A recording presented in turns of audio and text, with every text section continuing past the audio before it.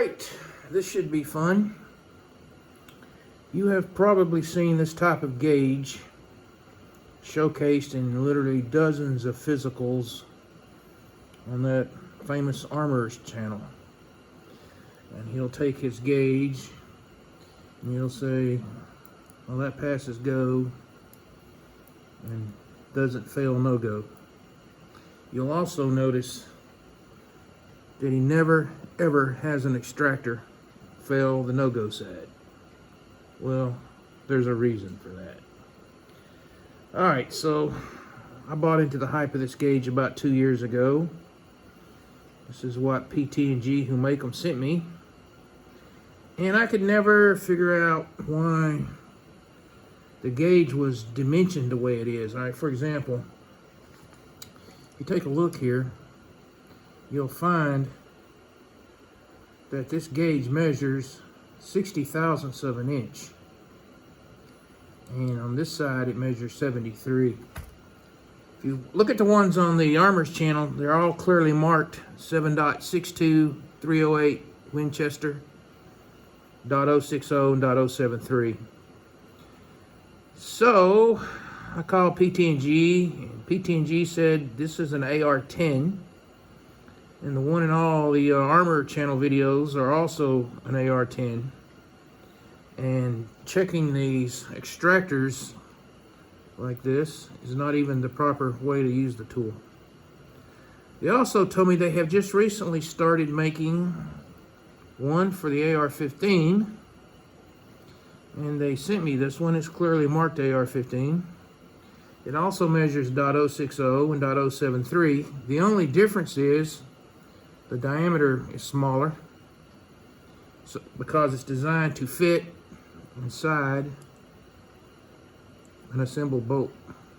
That's how it's supposed to be used. However, I cannot get it to fit in any of the bolts that I own. Okay, I have all these brand new Colt bolts, and that gauge will not fit in any of them.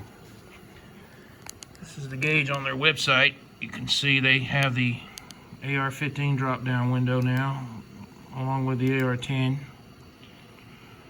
And then if you go to one of these SOTAR videos, you can see his gauge is marked 7.62, 308 Winchester. And you can see how he's using it.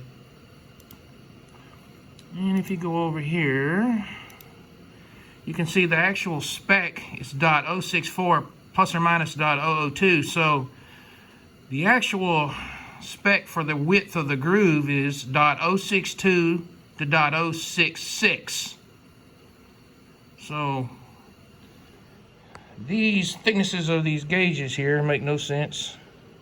I've had numerous discussions with PT&G where they even state the drawing calls out for a groove width of .062. However, the gauge is used to check the position of the groove in an assembled bolt.